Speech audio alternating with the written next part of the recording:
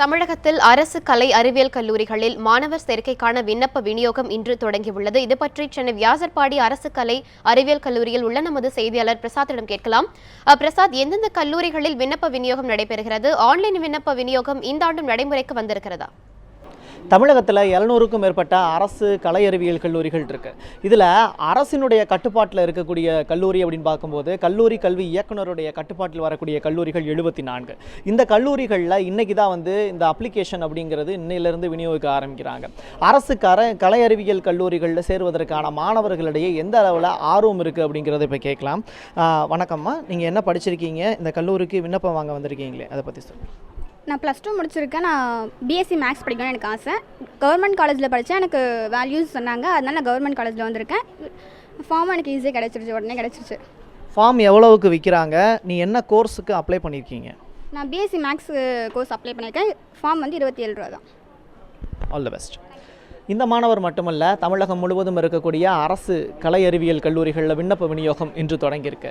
இது சம்மந்தமாக நான் இப்போ இருக்கக்கூடியது சென்னை வியாசர்பாடியில் இருக்கக்கூடிய 43 வருடம் பழமையான ஒரு கல்லூரி, அரசு கல்லூரியில் இருக்கும். அந்த கல்லூரியுடைய பிரின்சிபல் நம்ம இடத்துல இருக்காங்க, அவங்ககிட்ட கேட்கலாம். அரசு கல்லூரிகளில் மாணவர்கள் சேர்வதற்கான ஆர்வம் கடந்த சில ஆண்டுகளோடு ஒப்பிடும்போது இந்த வருடம் எப்படி இருக்குது? டாக்டர் அம்பேத்கர் அரசு கலைக்கல்லூரியினுடைய முதல்வர் டாக்டர் சந்திரா பேசுகிறேன். இந்த வியாசர்பாடி அருகாமையில் இது ஒரு மிக முக்கிய அரசு கலைக்கல்லூரி. அதாவது இப்போ சமீப காலத்தில் ஒரு மாதத்துக்கு முன்னாடி தேசிய நிர்ணயக்குழு குழுவினால் அங்கீகரிக்கப்பட்ட ஒரு கல்லூரி. அதுவும் முக்கியமாக வியாசர்பாடியில் இந்த அருகாமையில் உள்ள ஒரு அரசு கல்லூரி என்பதால் படிப்பதற்கு அதிகமான மாணவர்கள், குறிப்பாக பெண்கள் விரும்புகின்றனர். இப்போ பார்த்தீங்கன்னா இந்த அரசு கல்லூரியினுடைய கண்ட்ரோலர் நம்ம இடத்துல இருக்காங்க, திருமதி அண்ணா அவர்கள். அவங்கள்ட்ட கேட்கலாம், கல்லூரிகளில் படிக்கிறதுக்கு, அரசு கல்லூரிகளில் படிக்கிறதுக்கு மாணவர்களிடத்தில் எந்த அளவில் ஆர்வம் இருக்குது? மாணவர்கள்கிட்ட ரொம்ப ஆர்வம் இருக்குது. ஏன்னா இங்கே ஃபீஸ் ஸ்ட்ரக்சர் குறைவாக இருக்குது. அண்ட் அது மட்டும் இல்லை, நிறைய new courses at a low fees structure. For example, நம்ம கல்லூரியில் விஸ்காம் என்ன ஒரு நியூ கோர்ஸ் இருக்குது. அது வெளியில் எய்டட் காலேஜில் படித்தா அது விட்ஸ் வெரி ஹை ஃபீஸ். இங்கே குறைவான ஒரு ஃபீஸ் ஸ்ட்ரக்சரில் அந்த கோர்ஸ் இஸ் கிவன். அது மட்டும் இல்லை, சிறந்த courses, new courses like defence and strategic studies, nutrition, இதெல்லாம் மாணவர்களுக்கு வேறு எந்த கல்லூரியிலும் we have not provided this course. And then we have also other courses like Master of Social Work and Psychology. So இப்பேற்பட்ட நல்ல கோர்சஸ் இப்போ அரசு கல்லூரிகளில் we are having. அரசு கலை அறிவியல் கல்லூரிகளில் சேர்வதற்கு மாணவர்களிடத்தில் இந்த ஆண்டு அதிகமான அளவில் ஆர்வம் நிலவுது. அதற்கான காரணம் ஃபீஸ் ஸ்ட்ரக்சர் தான். பல தனியார் கல்லூரிகளில் அதிக அளவில் ஃபீஸ் அரசு நிர்ணயித்த கட்டணத்தை விட கூடுதலாக ஒவ்வொரு வருடமும் வாங்கிட்டு இருக்காங்க. அரசு கல்லூரிகளில் நல்ல ஸ்டாண்டர்ட் இருக்கக்கூடிய ஸ்டாஃப்ஸ் இருக்காங்க. அவங்கக்கிட்ட படிக்கிறதுக்கு மாணவர்களிடத்தில் புரிதல் அதிகமாக இருக்கிறதுனால அரசு கல்லூரியை மாணவர்கள் தேடி ஓடி வரக்கூடிய சூழ்நிலை இந்த வருடம் நிலவுது.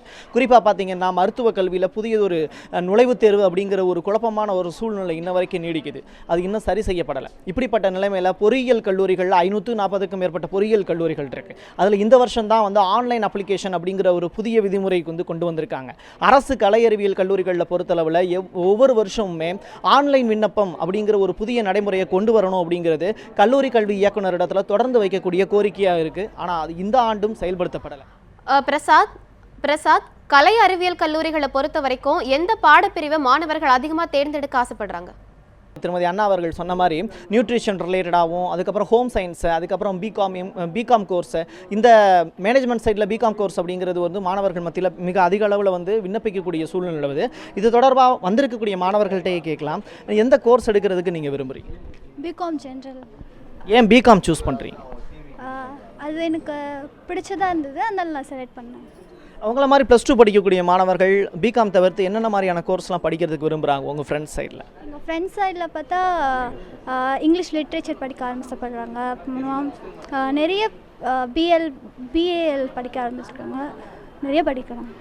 மாணவர்களிடத்தில் கடந்த சில ஆண்டுகளோட ஒப்பிடும்போது இந்த ஆண்டு பார்த்தீங்கன்னா இந்த கோர்ஸ் ரிலேட்டடாக ஒரு நல்ல விழிப்புணர்வு இருக்குது. சட்டம் படிக்கலாம், அது மட்டும் இல்லாமல் பிஏ இங்கிலீஷ் லிட்ரேச்சர் படித்ததுக்கப்புறம் ஐஏஎஸ் எக்ஸாம் எழுதலாம் அப்படின்னு சொல்லிட்டு பேங்க் எக்ஸாம் எழுதலாம் அப்படிங்கிற நிறையா வாய்ப்புகள் மாணவர்களிடத்தில் இந்த கணினி சார்ந்த விஷயங்களில் மாணவர்களுக்கு நல்ல புரிதல் இருக்கிறதுனால இந்த ஆண்டு கலை அறிவியல் படிக்கக்கூடிய மாணவர்களுடைய எண்ணிக்கை அதிகமான அளவில் இருக்கும் அப்படின்னு தான் நம்பப்படுது. பிரசாத், உங்கள் கூடுதல் தகவல்களுக்கு நன்றி. நன்றி